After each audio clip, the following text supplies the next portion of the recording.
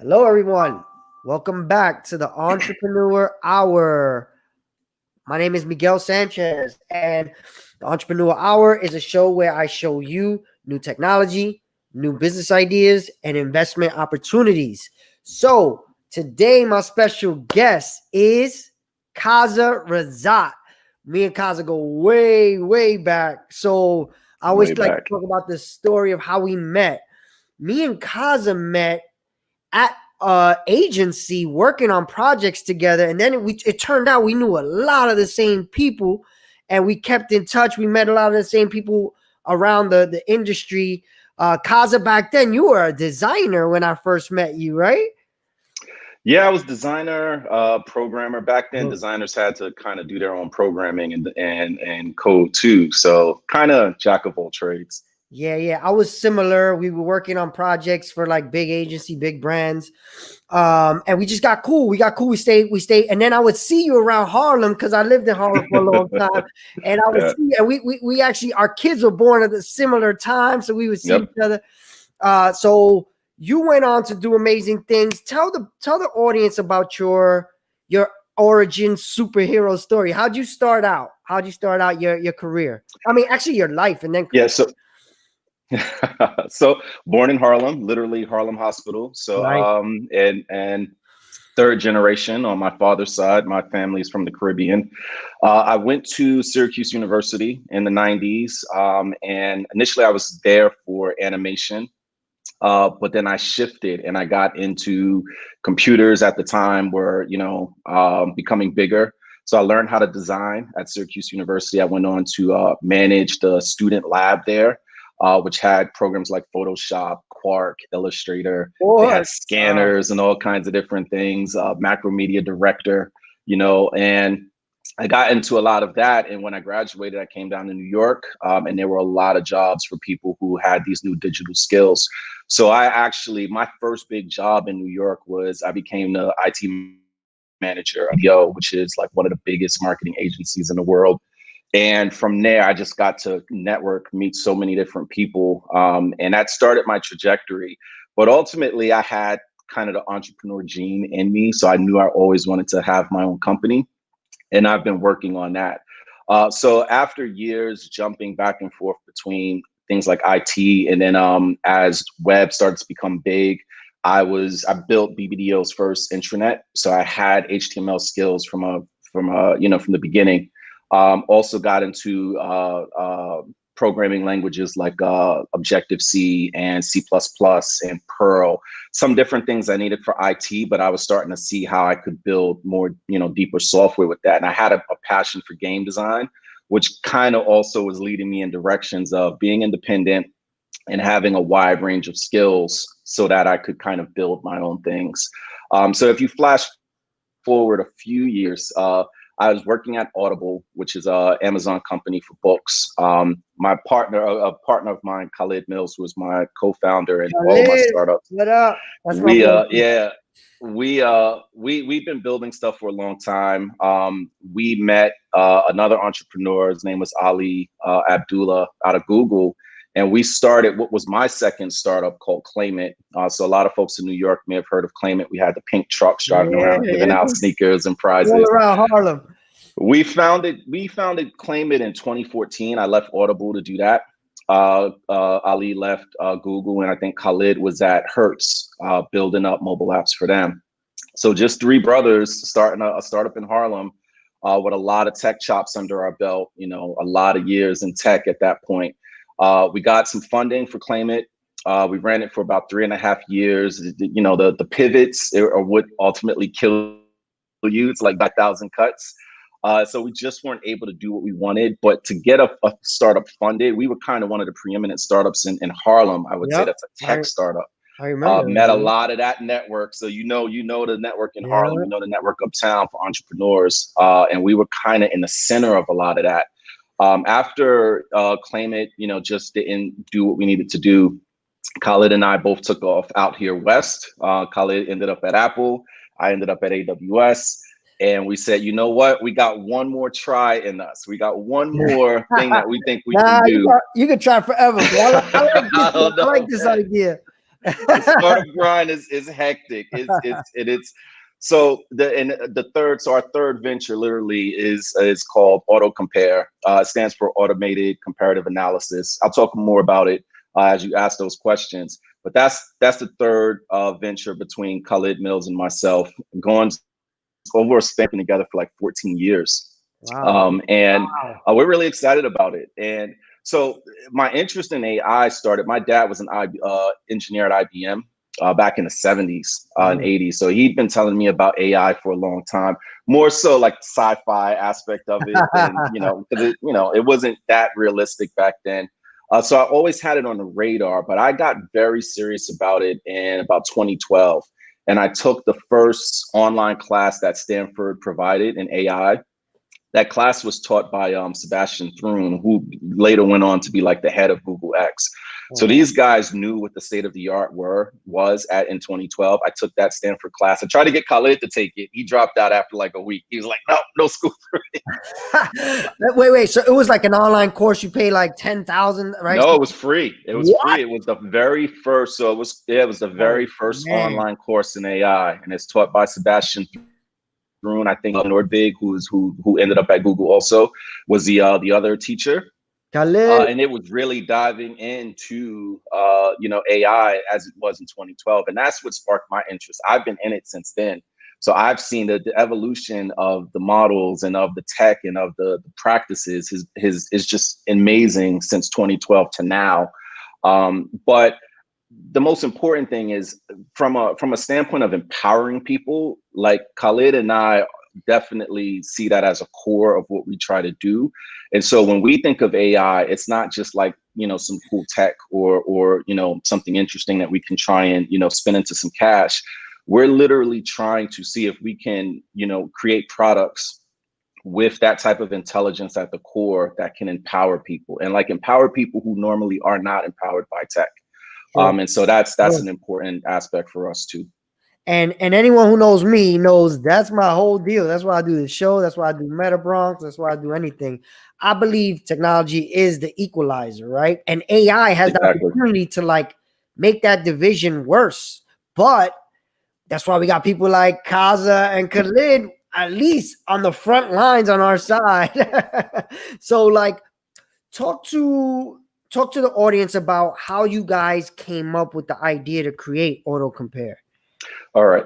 So anyone who works in code, once you get past your copy paste, scripty kind of phase, and you start writing your own original code to solve real problems in your software, there will always be times where you're looking for solutions, right? And to do that, you hit the web. You have to do web searches. You get books. Between Khalid and myself, Khalid could correct me on this, we probably have about 150 tech books. Okay. And I love the books. And of course you can get online books, ebooks, you can stuff on the internet. I like to have the physical book because it almost acts as kind of a marker for me. When I look back and see that book on the shelf 2-3 years later, I know that I digested and absorbed that book. And so it represents growth, right? Because I can see the stack of books. I just went into my library and I was looking at books from like 2000. I'm like, whoa, I've been in this game for a while. Exactly. And you see how far you've come. So as we were building our last startup, Claim It, our first startup I didn't talk about because we didn't get that off the ground, but that was a startup called Serve. It was in Fast Company. It was covered by Mashable, IBM's blog. Serve basically was crowdsourced surveillance camera mapping and using computer vision to ask questions to the cameras. So an example use case, and this was crazy. My good friend Dave Tish, investor in New York, told me, Kaza, you're crazy. No one is going to use this. But I thought it up. Khalid and I built it, right? You remember. And so if someone stole your bike, someone hit your car, right? Or something crazy happened outside and surveillance cameras captured it. Our idea was that we would have those cameras in our network. We would know who owned them. We would have access to the footage in the cloud. We would run computer vision on it, which is a type of machine learning to understand what's happening in video and images. And then we could tell you, on demand for a small fee, what exactly happened, right?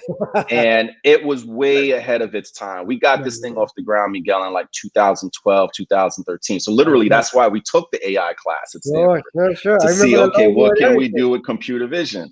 And it would have been too crazy to even analyze the footage back then and store it in the cloud. You're talking about a massive investment. Massive amount of money. Now that price has gone it has shifted. Things are different. Things are different. But I'm going to circle back to like how all of this ultimately led to auto compare. And so that first startup was really trying to empower people, right? Like something happened to me in the street. I don't own surveillance cameras. Oh, but through Serve, I can get access to them and I can have evidence or footage to take into court, to take to the police and be like, look, this is what happened because those cameras are working for me. They're not just spying on me. They're actually working for me. That's, again, tech to empower the people. So as we were building that startup, the next startup, Claim It, you have to do a lot of web searches. We spend a lot of time in Stack Overflow. A lot of time in developer, forums to find different solutions to code. And it's tedious. And sometimes you're like, okay, is this book better? Is this O'Reilly book better than this other book? Like, is this approach better than that one? Is this SDK better than that one? API, exactly. And we realized how often when you need information, it's really a comparison. It's really, I got to compare A to B and figure out which is better for me. And then I go about my business and I do my work. But getting the information for A and the information for B takes a lot of time, right? And we wanted to just eliminate that time that's spent doing the research before you can even do the comparison. Colin and I are both passionate about bots and automation. Colin does a lot of automation stuff at Apple. And so we said, you know what, there's ways we can automate getting all that information because it's really cutting the web search out. And having the bots be like, yeah, I got all of that information for you. Let's make the comparison now. And the comparison part, the automated comparative analysis, that's one of our ML models that basically says, if I got all of the nutritional information on apples and all of the nutritional information on oranges, where are the intersections? Where can I compare these things? People always say you can't compare apples to oranges, but you can. You eat both of them. They're both fruits. They both have nutrition. They both have calories and carbs and vitamins. You can compare them. You actually can. And you can find out, hey, how many people do you know that actually knows what vitamin C literally does for the body, or what vitamin A or what beta carotene does? Very few people know, right? The machines know. The machines can have all of this information and prepare it for you on demand when you ask. And so in our app right now, and this is early beta, you can do, I think about 500,000 different comparisons can be generated for you on demand. Many of these have never even been seen before, right? So if you wanted to compare things that, no one has thought to compare before, if it's in foods, if it's in movies, if it's services, no one has ever done it before. We generate it on the fly. And if you try to do a web search can only bring you what someone has created. It is scraping and crawling the web, looking for content that already, and then it will prepare it for you and show you. Auto compare creates that content for you. Okay, that's one of the fundamental. So let me explain the way I know it, just in case. I want to make sure as a consumer I understand it.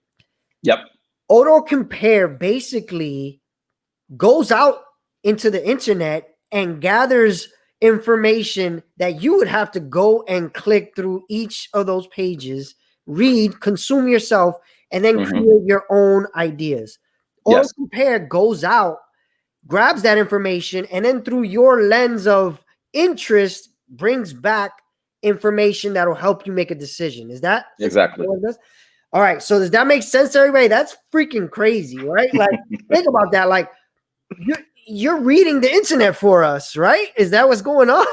That's it. That's in essence what's going on. And if you think about it, in the 90s, when I got into tech, internet was small, right? And Google just comes around, they overtake Lycos and all of the different search engines of the time. Yahoo was one of the biggest. Flash forward to today, it's 2020. Google search and web search in general has been around for like 30 years. It hasn't fundamentally changed. Browsers haven't fundamentally changed from Mosaic, which we used in the 90s. And there's so much more information. Like literally, we are doubling all of the information on the internet every year. Yeah. So to continue the behavior of, all right, I'm gonna search for something on this massive, network of information, and I'm gonna get back 10 blue links, the top 4, which are ads that are kind of hidden and disguised as results, but they're really ads. And this is how I'm going to keep getting information in 2020. I don't think that cuts it anymore. So what we say is, don't go get that information. Also, where are you getting it from? What are the sources? What are the sources? Right? Exactly. Is it trustworthy? Is it updated? A lot of the times, for most of the stuff, especially in ML, there really are no search results. You got to come up with this stuff on your own. But for some things, if I'm like, I forgot something in Python, or I forgot something in R, it might be something from 2016. Well, guess what? That's old, right? But that might be the top hit. Yeah. Because it's the most relevant, but it's not what I need. I need the most recent. Yep. Right. And there's really nothing for me to do about that. Auto compare is always hitting for the most recent data. So that part you said about going to read the internet for you, that's exactly true. Any place you can go that's a trusted source, right? ProPublica, Wikipedia. We have access to various APIs. We have access when it's talking about food and nutrition. The APIs that we use are the APIs that all of the restaurants in the United States use, okay, to have a database of all of the nutritional information on their foods. These are big brands like Subway and McDonald's and Shake Shack to just whatever is in your local grocery store or Whole Foods. So we're hitting the internet through APIs, and the bots are basically consuming and reading and comprehending this information on your behalf. And at the bottom of every report, it shows you our North Star metric is, if you had tried to make this report yourself, might have taken you 25, 30 minutes, Miguel.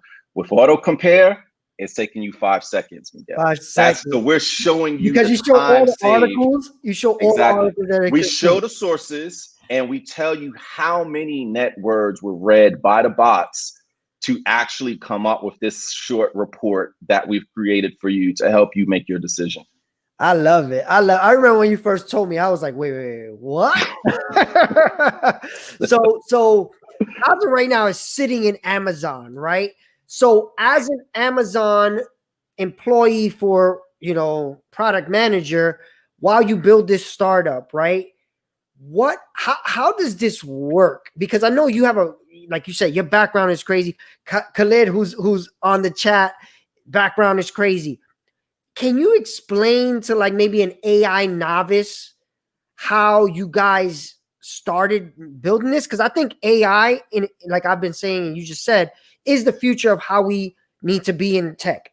But I do believe a lot of people don't know where to start. You got that lucky start of going into that Stanford class, right? But what would you do as a person right now starting out in AI? And how did that, I'm basically trying to figure out, how does auto compare work? But then if you were starting it right now, what would you do? Even though I know you're already further along. Yeah. So to start with AI, and one of the things I would say, to especially to your listeners and your younger listeners out there, is you're your own best teacher, right? So number one, if you're interested in something, get books, teach yourself, do it. Khalid and myself, we're huge practitioners of learning by doing. By building a project, you're going to learn way more than you would ever learn in the classroom. That being said, I also love to go take courses. I'm in school right now. I'm a University of Washington student. I'm a University of Syracuse student. I'm trying to decide if I'm going to start my master's, in data science and ML. 3 classes. I mean, not like with degrees, but I'm always taking some kind of class, definitely. Yeah, I got past all of the boot camps and the different online stuff, the Udemy's, the Udacities. I was like, all right, let me go talk to some of these professors, because some of the people who do my courses, I have their books on my shelf, right? And so I wanted access to literally be able to tap them and ask them. And here, I'm in Seattle specifically, so it's just the academic worlds, the corporate worlds, they're hugely intertwined. I live about 3 blocks away from the Allen Institute. It's Paul Allen, who was the Microsoft co-founder. He has an institute for AI that's filled with people from Microsoft, Amazon, Google, and then the University of Washington. And so it's really all of these same circles. So I'm at Amazon. I have an AI startup. I'm at UW. It's just that network of sharing information and stuff. So to try and explain AI, there's really if I were to explain AI to my 11-year-old who codes and who is, coding drones and robots and different stuff, I tell them there's really two things you want to get out of it. I want to either use the AI to classify something or to predict something, right? And based on what I want, that's going to determine the kind of data that I need, right? The data I would use for a classification is different than the data I would need for a prediction.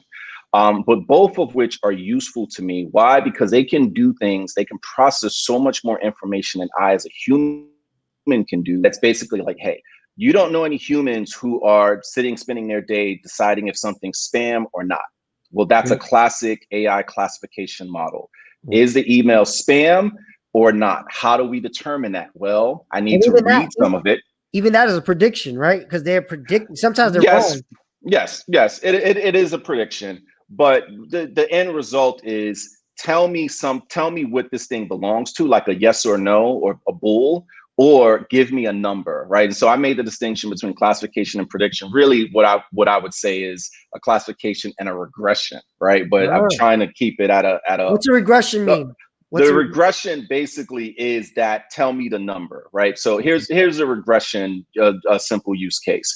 You want to buy a steak, and you've been to 3 restaurants in New York, and you've got the price of the steak and the size of the steak.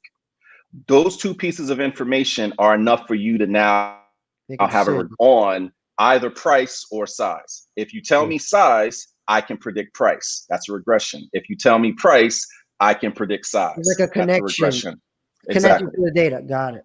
Exactly. That's all AI is doing. Many people say AI is statistical analysis. Now, in today's AI, we have neural nets, we have all these different things. Much of that I don't fully agree with. I'm in a different camp in terms of AI. I'm in the meaning representation camp, especially since I'm in language and I'm on the natural language processing, understanding, and generation side of AI. But many people believe, the neural nets are going to mimic how human brains work. They mimic kind of this layering of disseminating information, and it goes through all of these different layers. And then finally, you have your prediction, right? Sure. It can work, but it's a brute force approach. And for those who are really into AI, and you're just talking about this, Miguel, in terms of GPT-3, that's over 100 billion parameters trained. It would cost you millions and millions of dollars in computing power to get to the point of a trained model like them. That is brute force. The other aspect of that is like a child, a child reads one Dr. Seuss book and then it kind of can read already. We call that no shot or few shot learning, which GPT can kind of do after its brute force approach, but we're looking for ways that are less brute force. You don't need billions of parameters. You don't need super petabytes of data. Can the machine make connections and represent meaning in a different way? And that's a whole different argument in AI. But I hope that I've explained it from that simple standpoint, right? And so the other question was like, so what was the other part of the question? The other part of the question is how would you build, how would you get into even building what you're building right now? Like if you wanted to build an AI startup right now, where would you start?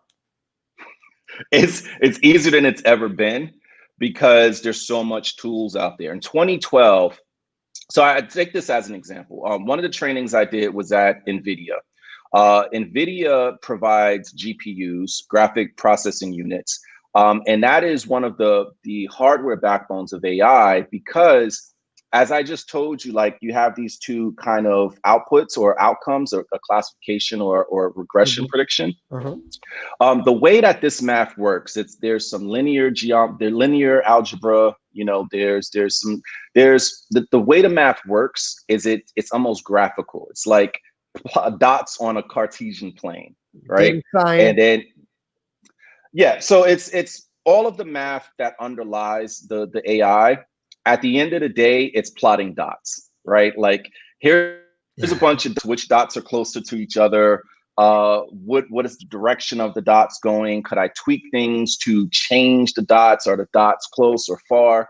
But dots on a grid is graphic, and so from a computing standpoint, that requires graphical processing, not traditional compute, not traditional CPU compute.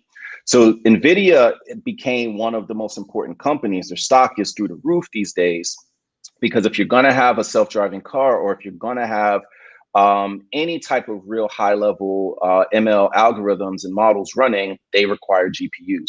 I did a training for NVIDIA in 2015, and I got certified in basically how to set these systems up, hardware-wise, software-wise. And we continue to look for trainings. And in 2015, where it was, is nothing compared to where it is right now. So if you were starting an AI startup right now, you can get access to GPT-3, although it's not commercialized yet. You have Spacey and IO. You have TensorFlow from Google. You have PyTorch, which Facebook has taken a hold of and made much more powerful. So you have a lot of resources to build an AI startup. So what he's saying, if you don't know, because I know it's technical, even for me, Kaza, you're talking over my head. He's giving out API systems that have been created to tap into like machine learning and neural networks, so you could just make calls to systems. You don't have to build stuff from scratch, right? So basically, you're basically saying a lot of these. So if you had to compare things like GPT-3 versus Google, how would you compare those two? And then Google, all right, let's start there. Well, so GPT-3, I'll try and unpack that a little bit. It's this guy, Sam Altman, used to run Y Combinator. So, your investing audience will know that. He was the president and ran Y Combinator for a long time. He took it over from the founders. He, with Elon Musk, started what was supposed to be a nonprofit AI startup for research called OpenAI. Yep. And they have developed the world's most powerful language model. So again, this is in my space. The data they used is basically the entire internet crawl. So you can imagine everything that's open source, right? This is all open source. It was supposed to be open source. It was supposed to be nonprofit. They shifted and they said, "Oh no, this thing is impressive. We're going for profit." Damn. So as an academic, maybe you can get access to GPT-3 now. I tried to get access. Basically, if you made a comparison of it, it kind of is like Google, but more like autocomplete, right? So GPT-3 can be used to auto-complete anything. And it's doing that because it has read almost everything. And so if you've read almost everything. Just so you know, autocomplete is a prediction. They're basically figuring out what they think you're looking for. And when you use YouTube, Google, autocomplete is, again, referring to everybody who's ever searched. Most likely when you type this letter, it probably means you're trying to figure this out. So that's you're running models. Exactly. Yeah. But autocomplete can complete a song or a poem or a movie script. It can complete code. You can start and say, hey, I kind of need a program that's going to share images. And GPT-3 can complete the code to build the program. I've seen demos of it in Figma, the kind of the design tool where you tell it, hey, I want you to design an app that's like a social media app, and GPT-3 can do it. So again, it's doing this because it's observed. So it's basically saying it's doing a mathematical calculation to say, hey, this first part of the thing looks a lot like this thing that I have a complete picture of. Let me fill in the rest of the gaps. And so just so even I understand, Google does autocomplete and GPT-3 does something else? GPT-3 generates. So the GPT stands for generative, pre-trained, and then whatever 3 is. I guess their third iteration, right? 3. 3 is the guy who did the last piece of code. Yeah. So third iteration. It's a generative pre-trained model. What that means is pre-training is huge. If you get into AI and ML today, thank your lucky stars that there's continuation learning and pre-trained models. That means because you win off all the past learning. Yes. Right? Yes. And you don't start from scratch every time. And so you could grab someone's model off the shelf, tweak it with some new parameters, and voila, you got your own custom model. Literally standing on the shoulders of fast data, Exactly, fast yeah. training. And so GPT-3 is this on steroids, okay? Like this thing is completely massive. And so what Google search does, so let's unpack this. Google search basically is an index search. It says, listen, you've got an index of everything on the internet, and you're going to keyword match and page rank, and you're going to give me back what closely matches what I inputted that's ranked according to your algorithm.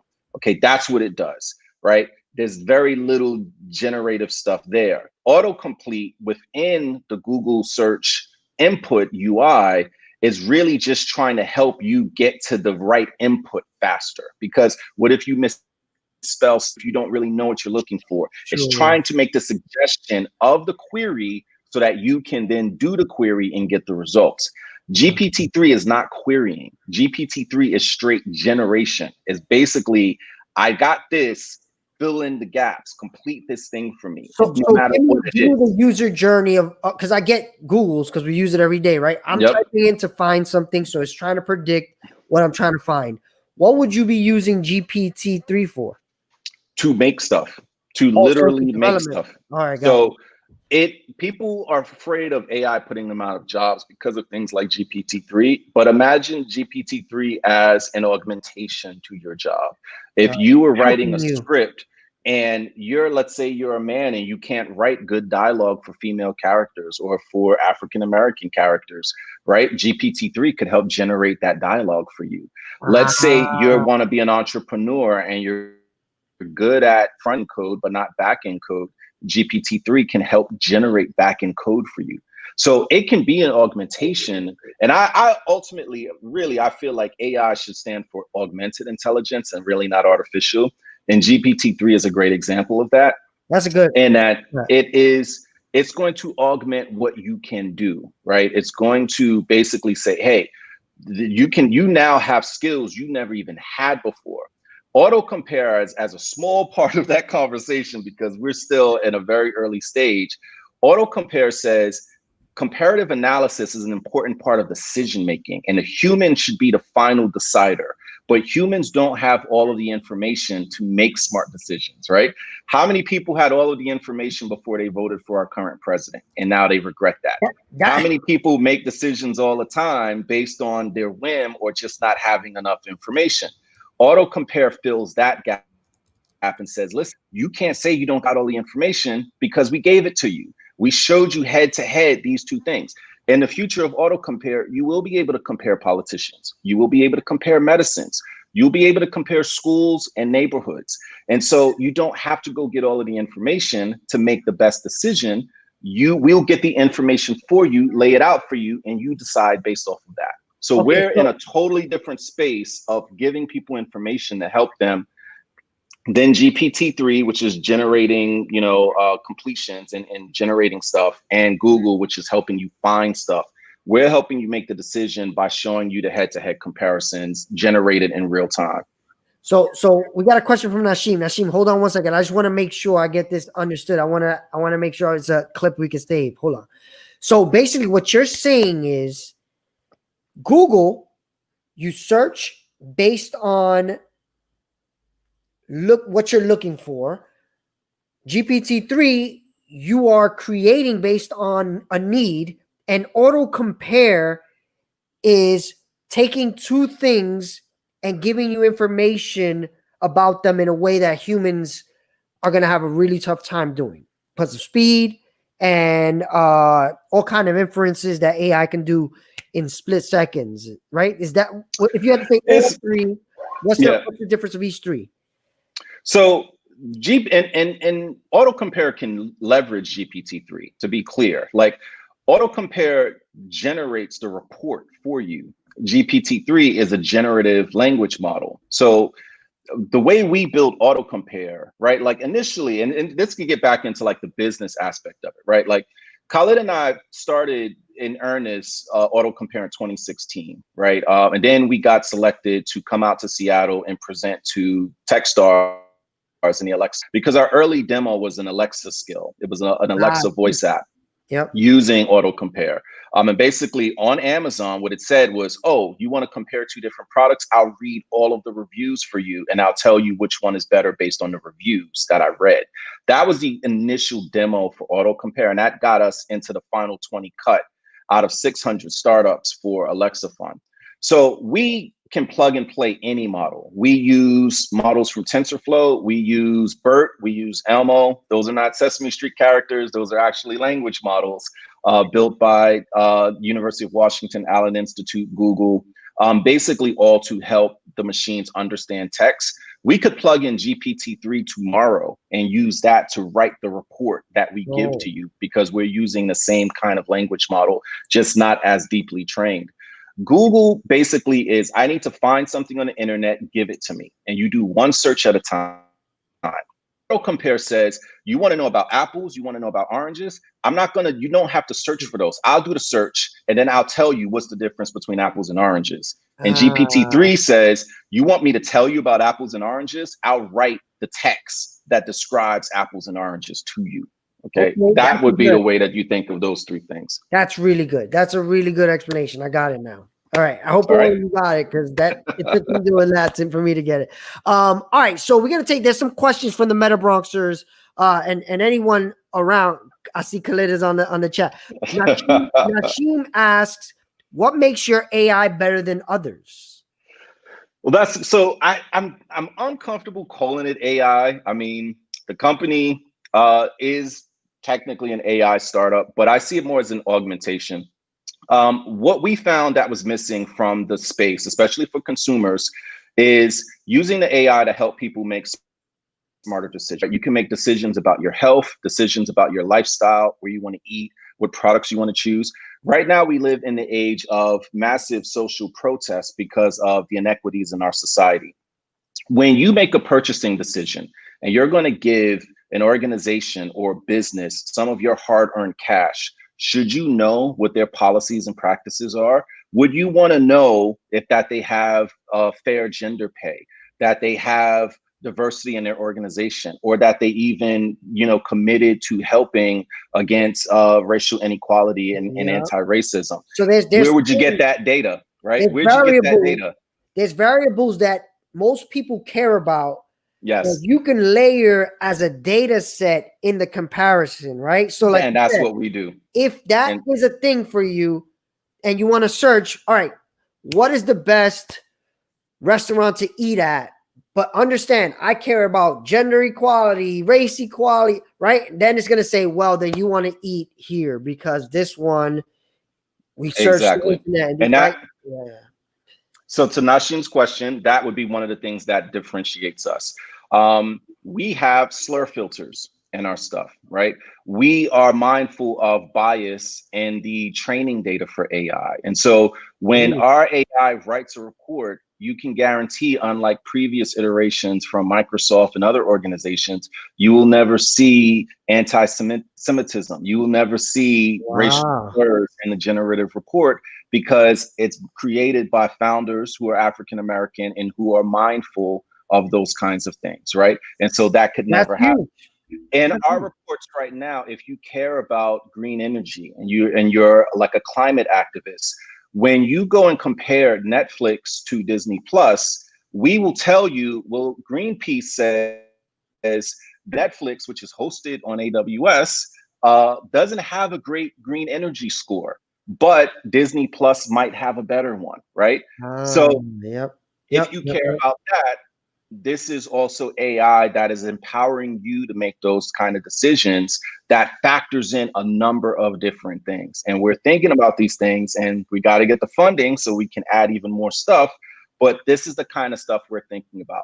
And like I said, in the future, medicines, what are the side effects? What are my current medical conditions? When you Google search, Google doesn't care who you are, except for the demographic data to sell your data to marketers.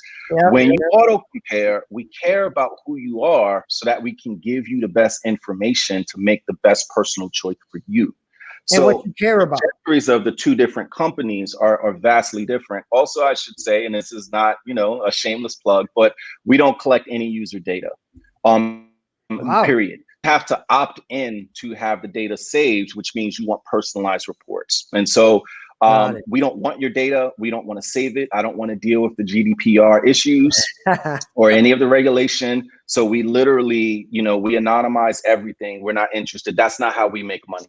So this brings me to a great point. There's more questions. I'm going to bring them up, but this brings me to a great point of the show where call to action. Everybody go. The link is in the description. Definitely after the show. Try his product. But what is your monetization strategy then, right? Because many people think search, the only way to charge for it is through selling the data. If you're not charging or you're not selling the data, how does this company make money?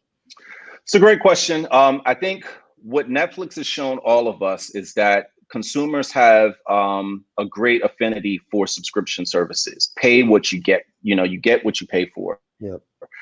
With AutoCompare, if you want personalized results, I'll give one interesting use case. You're a diabetic, and you maybe you're a diabetic, and you have you've had heart surgery, so you're on blood thinners, which means that you're very knowledgeable. You're very interested in what kind of food you eat, right? Like you need to know what kind of foods are high sugar. You also need to know what kind of foods might have vitamin K or potassium in it that you can't have, an excess amount of. Anything that might be bad for your medicine or exactly. And you can plug in your medications. In a future use case of AutoCompare, you say you can have a subscription, you put in that personal information, and when you're comparing foods, you can sit down at a restaurant and say, should I have these hot wings or should I go with this Caesar salad? And AutoCompare will look at all of the information it knows and tell you based on your personal health issues, which one for you to choose, right? Or at least show you the data and give you the warning signs, and then you make whatever decision you want. That's something you would pay for. We did a survey of 200 of our most active users, and we asked them how much would they pay a year for AutoCompare with those kind of features. And the average came out to $19 a year. And so that's about $1.99 or $1.59, $1.50 a month, right? Initially, we'll be asking for, hey, $2, $3 a year subscription. And this is how we will begin to monetize. Sure. Because number one, we want people to feel like they're getting their money's worth. If you don't use AutoCompare a lot, then you don't need to have a subscription. You don't want to personalize. You don't want to have any of the other features. Another key thing we're doing, and this ties in with a lot of the excitement over blockchain and crypto ledgers, is we'll turn the tables on a Google who has a free product, but they sell your data. Facebook, which has a free but sells your data, and we'll say, it's your data, you own it, we'll let you store it, and we'll broker the sale of it to marketers who are interested, and you'll take the majority of the money, and we'll take a cut. And you choose if we can sell it, right? Exactly. Yeah, it's all up to you. And at any point in time, you can pull a plug, you can delete it. It's your call. We will make a cut, but that's not our main business model. The other thing is we will make money from promoting AutoCompares. So think about this. When the great chicken sandwich, war happened, Popeyes versus, Chick-fil-A versus, Wendy's, whoever. If you're Wendy's or you're Popeyes, and there's an auto comparison of your chicken sandwich to your competitor's chicken sandwich, and that comparison looks favorable to you, you call me up and you say, listen, Kaza, I want to pay to promote that query. Okay, I want that on the front page of AutoCompare because I'm kicking Chick-fil-A's butt. And also I'm Popeyes. You know what else I will do? I will go and donate to LGBT causes. I will go and donate to other social justice causes, knowing that that Chick-fil-A has issues in that area. And the AutoCompare will come up and it'll say, Popeye's chicken sandwich is pretty good. It's getting 9 out of 10. Oh, and they also donate to these causes, okay? And they will pay us to promote that. There's no other product on the market right now that allows you to do that. So we'll enter that space. That comes back to the question, what makes your AI better? The AI is pretty much based on the data, right? So what Kaza and Khalid are doing is they're making the data sets that are important to Black and brown and most people. But most AIs don't care about Black and brown. Like very little of them even can see us. Period. You've seen the hand washing, the soap, the automatic soap dispenser demo. I'm part of that. Yeah, Algorithmic Justice League. They're doing some good stuff. So that's a great question, Nasheem, but good answer too. So definitely check out autocompare.ai. We're not done, but definitely make sure you go check that out. Autocompare.app is so you want autocompare.app. That's the product. Okay. .ai is the like the company link. Yeah, marketing. Got it. So all right. So next question. How did you create your AI? Yes, I mean specifically, what did you use? This is a MetaBronx too. This is a young buck.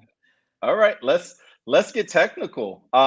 So AutoCompare is built on, I probably couldn't tell you how many different models, but the core models are TensorFlow, Keras, of who I know the creator of, which also came out of Google. TensorFlow is a they purchased Google a framework for AI. Oh no, Keras was built in Google, and it accompanies. TensorFlow is also developed by Google. Oh, it was? Okay. Yep. We use AWS Comprehend, which is a language comprehension model. I have built a lot of custom models, which are actually better than a lot of the stuff that's off the shelf.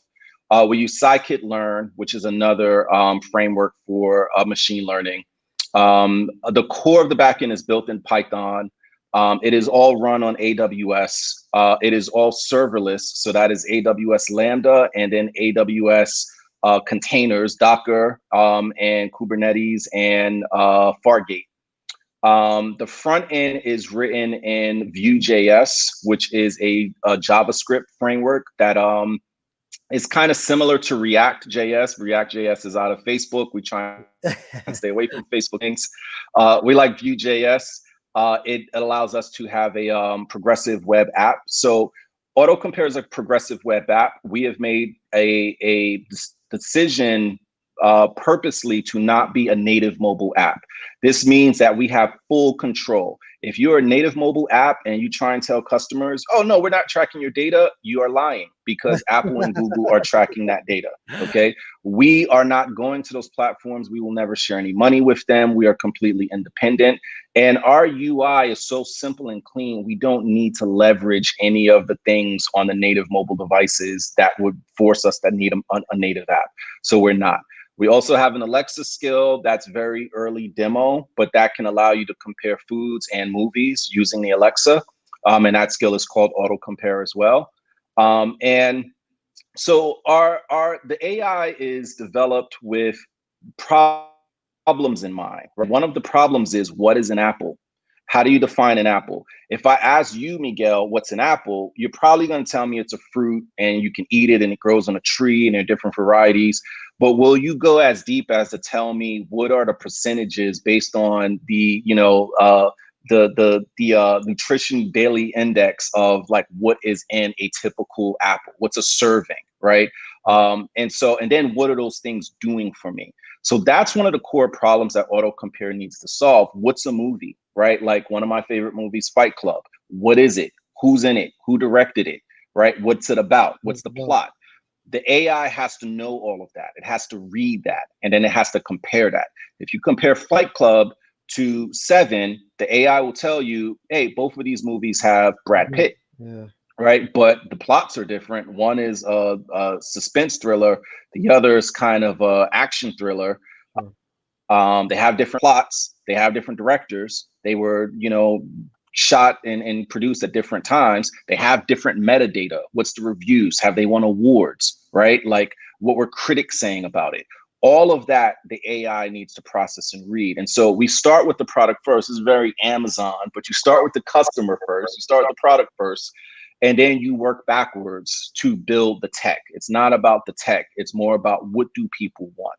So when I listen to customers and they say, like right now, one of the next features that'll be in AutoCompare is prices for food. People have said, hey, I'm in Whole Foods. I'm trying to decide between, broccoli, Romanesca, and orange cauliflower. But it would be helpful if I actually knew the prices too, because we don't have the price information on food because you have to average it out. The price of broccoli in your supermarket in New York is different than the price of broccoli in my supermarket in Seattle. But we can average it out. And so people have asked me, hey, could you throw price in that comparison table that shows up in the report. And we're like, sure, let's do that. So we start tweaking the bots to go and get price data, right? And then We on just average, added video games. So on average, it'd be like 10% more to buy broccoli than, right? And Stuff this like was that. where the personalization comes in, because with personalization comes your location. And so now you say, oh, I've turned on personalization. It knows I'm in New York. It'll go load the data for prices in New York versus the data for prices in Seattle. All right. So I want to get to the last question, and I have a final question for you. So how did you, all right, no. All right. Kevin asked, how does relying upon other companies for those APIs affect your business model? Great question, Kevin. Great question. Great question. This is controversial. So paying for APIs, we pay for a mix of private APIs, and then there are a lot of public APIs. I fundamentally believe that people say AI is going to be all about data. It's going to be a data race and a data war, and this is why China is leading and winning, because they have more data, because they just take it. I fundamentally believe the data is all going to be free. Okay, you're not going to make money by hoarding data, because it's going to be a matter of the right kind of data. And so, to Kevin's question, general data that comes from APIs has its value, but data that comes from models, ML models, is even more valuable, because it's already specifically tailored. Exactly. It's specifically tailored to do a certain thing. In the AI world, we have what's called the mechanical Turk process, which really means humans label stuff.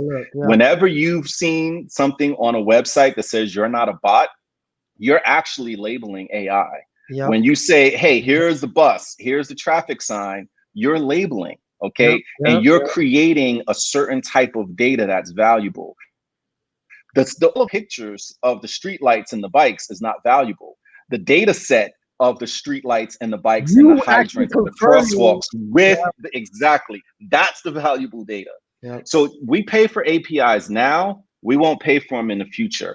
And if you're a brand like McDonald's and you don't give us all of the nutritional information on your menu, but Burger King does, in auto compare, you're at a disadvantage, okay? Because now Burger King's fully in auto compare and McDonald's is not. So you have no choice but to give us that data. It's like saying in the 90s, I'm going to build a website, but I'm going to keep it private so that Google can't search it. Okay. What would have been the use of doing that? All of the websites are public so that they can be searched for the SEO. All of the data will have to be free and it will have to be public. But the specific tailored labeled data that organizations own, that's where the value will be. It's kind of like you're creating like an oil refinery, right? Like data is the oil, but you're refining it in a specific way, and you're pretty much your business model is about that process. That makes a lot of sense. So, okay, another question: what companies are you guys compatible with that works with AI? Sounds like an investor question. When we speak with investors, another MetaBronx, you know, we got some good kids. All these questions with MetaBronx. You got some good ones. When we sit down with investors, they say, "Oh wow, Apple could love this. This could totally power Siri. Oh wow, Amazon would love this. People could do auto compares before they buy stuff on Amazon. Oh wow, Google would love this. Oh wow, Microsoft would love this." These companies may be competitors. They may also be collaborators, right? And so I work at AWS. AutoCompare is an AWS startup. So prior to me working at AWS, we were accepted as an AWS startup because we're built on AWS. And so they're always looking for companies that are running their tech on their platform or in their cloud. And so they're naturally a supporter. And when I exit out of AWS to run AutoCompare full time, AWS will still be an ally because I'm on their cloud. I'm paying them money, right? We could, if Apple ever opened up Siri, we could totally have a version of AutoCompare that allows Siri to do the auto compares for you. And if you try the Alexa demo and see how it works, AutoCompare is perfect for voice apps because we give you a short blip. You would never want a voice assistant to read a web search result for you. There's no telling how long that would take. It's crazy. Pages. Yeah. Auto compare reports like take seconds to read. So it's easy for a voice assistant to read that for you. And so we're a natural extension of some of the things that those companies are trying to do. If they want to try and buy us, that's a whole different discussion. Fun time for investors. So that we do something fundamentally different. So that brings me to the second to last question, actually. What do you need to grow your company? What are some things that you could use more of other than everybody go use autocompare.app? Just by using it, you're helping Kaza out and Khalid. So what could you use more of? What kind of help do you need? So the word of the day is traction, right? Like, I mean, investors will tell you need traction, and AutoCompare is a B2C company, which means we're a business going directly to consumers, and it's AI. You don't see that very often. Most people who have the expertise to build AI products, they go straight to enterprise. They go straight B2B because they figure, oh, we have a unique solution that your business doesn't have, and it costs $1 million. Please pay us, right? Whereas in the B2C space, you have a lot more to prove. But I have my, mother-in-law using it. I have my 11-year-old son using it. I have the guys in my coffee shop using it. And we're learning by just everyday people telling us, okay, this is how I make decisions on what to buy, what to eat, what to watch. And this is how you can make it better. So traction is the key thing. If you use it and you like it, please share it. Tell someone else about it. Eventually, what we really need is people to use it a lot, right? Like how many times a month do you use it? Because we're not going to instantly have 1 million people using it unless we blow up and it goes viral somehow. So the next important thing is the people who do use it, they're loyal and they come back and they use it multiple times a week, multiple times a month. And giving feedback is training the AI. Because I remember training the AI. I remember me, you, and Khalid had a good long conversation about how I was using it and what I saw as an opportunity, that hopefully helped you guys. That's what you need more and more of, right? Exactly.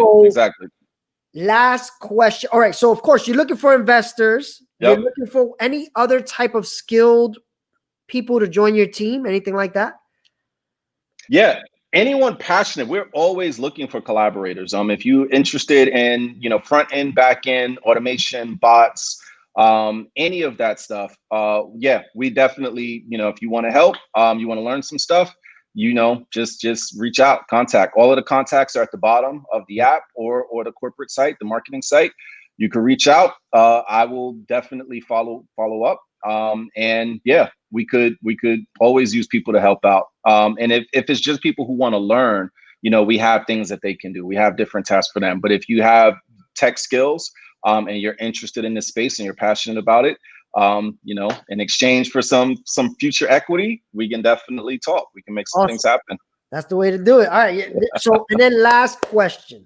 What do you think is next for search? What is the future of search? As a person that's like all in, what do you say in the next 5-10 years we could expect from search?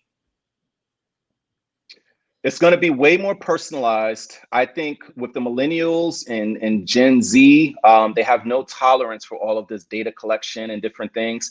At some point, we're going to get competent leadership in the US. And so we're going to have real data privacy regulation.